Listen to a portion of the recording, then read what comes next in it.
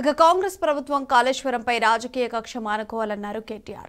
కరీంనగర్లో లోయర్ మానేరు డ్యాంను పరిశీలించిన ఆయన రాష్ట్ర ప్రభుత్వ తీరుపై దుమ్మెత్తిపోశారు.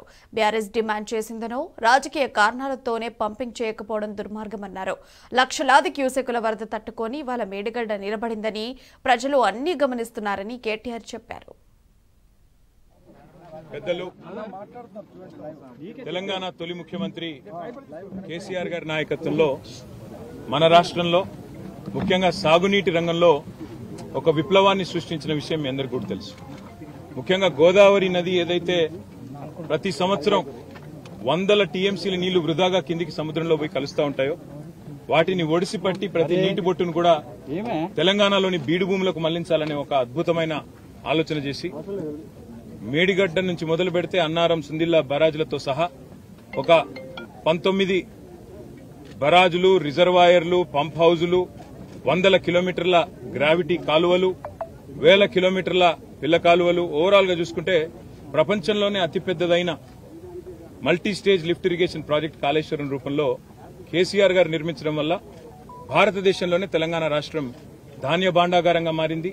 భారతదేశానికే మరి పంజాబ్ ను, హర్యానాను తలదన్ని మరి నీటి సమృద్ధిని సాధించడం వల్ల వ్యవసాయ విస్తరణ కూడా అపారంగా జరిగింది.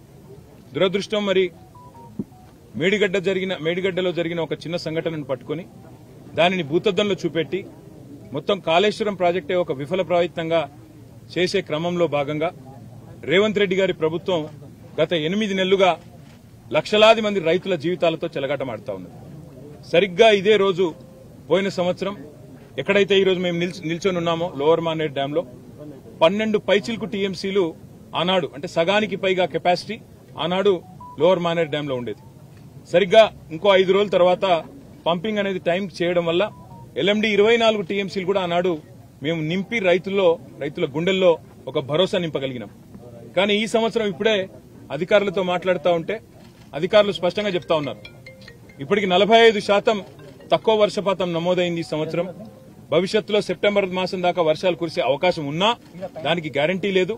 కాబట్టి పంపింగ్ అనేది ఇంకా మేము నిర్ణయం తీసుకోలేదు అని అధికారులు చెప్తా ఉన్నారు. ఇవాళ అక్కడ లక్షల క్యూసెక్కుల నీళ్లు కిందికి పోతా ఉన్నాయి ప్రతిరోజు కిందికి గోదావరి నదిలో.